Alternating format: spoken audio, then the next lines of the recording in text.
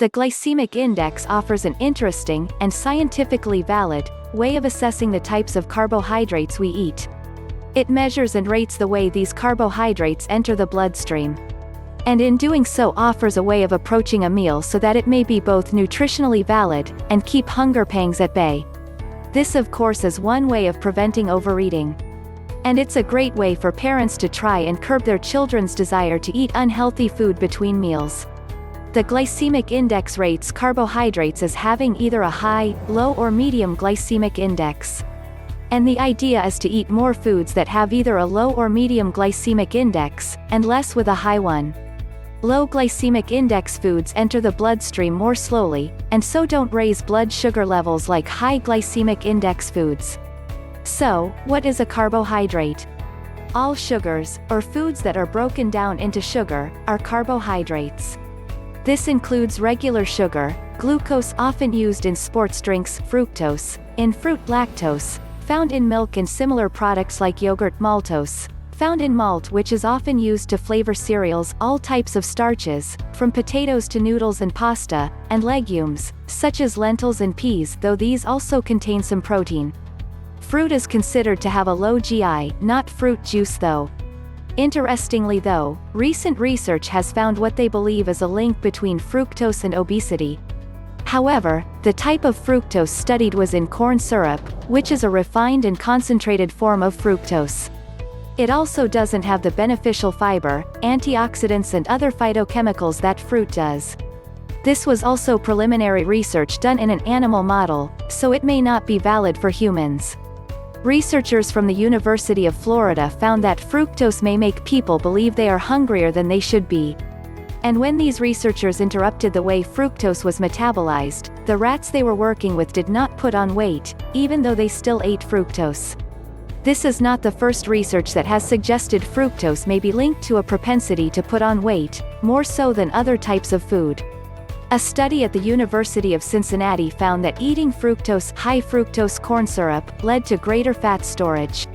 They say that the body processes fructose differently to other types of sugars, though again, it is not clear if this is mitigated by perhaps the lower concentration of fructose in fruit as compared to the corn syrup used in the study. The research from the University of Florida found that there were higher levels of uric acid in the bloodstream after eating or drinking fructose. This spike in uric acid affects insulin, by blocking it. Insulin regulates the way our cells store and use fat. If uric acid levels are elevated a lot, then symptoms of metabolic syndrome can develop. These symptoms include high blood pressure, high cholesterol levels, as well as gaining a lot of weight. What is of possible concern to people is that fructose is used in a lot of soda drinks, so if you drink a lot of soda it is going to be quite easy to frequently spike uric acid levels in the blood. Metabolic syndrome is also a precursor of type 2 diabetes.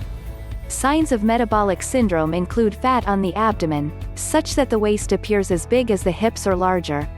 There tend to be lower amounts of the good type of cholesterol in the blood, and high levels of triglycerides which make the blood sticky.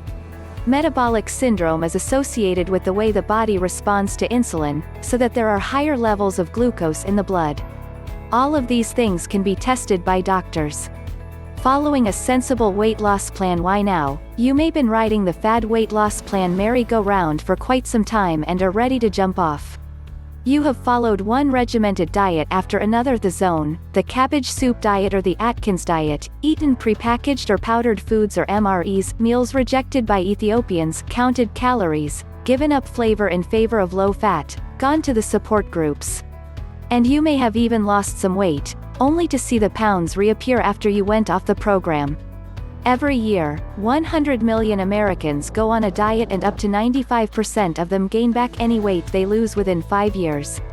Such a weight loss plan can be a very temporary way to get started, but recognize it's not long-term.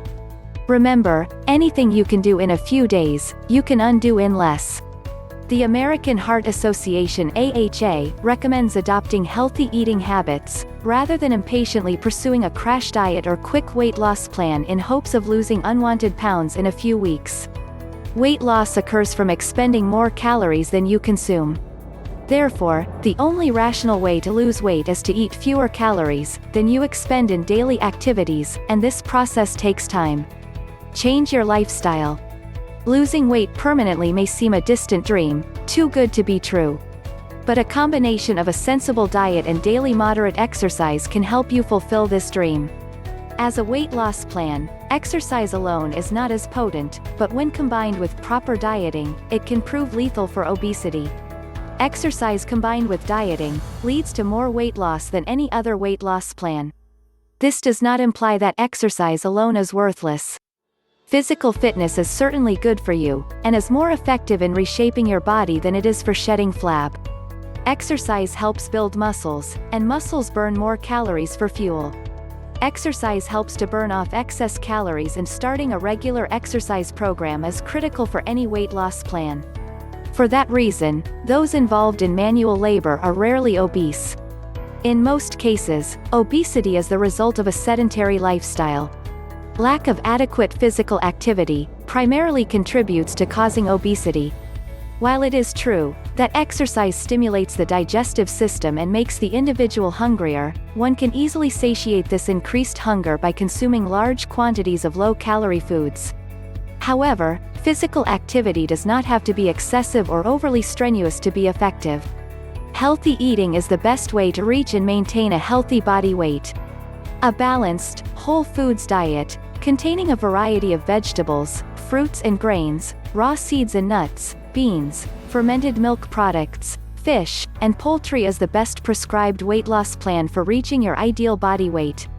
A good weight loss plan must be based on a well-rounded diet, as a deficiency in one or more nutrients may interfere with your weight loss goals. If you have tried to lose weight before, consider what you did in the past that did not work for you and start from a different place. Establish a pragmatic, healthy weight loss plan for yourself and be clear about the reasons why you are undertaking this process again and what you are willing to do to achieve success. Instead of a one-size-fits-all diet, you need to understand that everyone requires a unique weight loss plan to shed weight and regain health. You know yourself well, what does and does not work for you. Give yourself the tools, knowledge, and support to reach your goal. Ultimately, you are the one who must decide if losing weight and making other lifestyle changes will improve your health.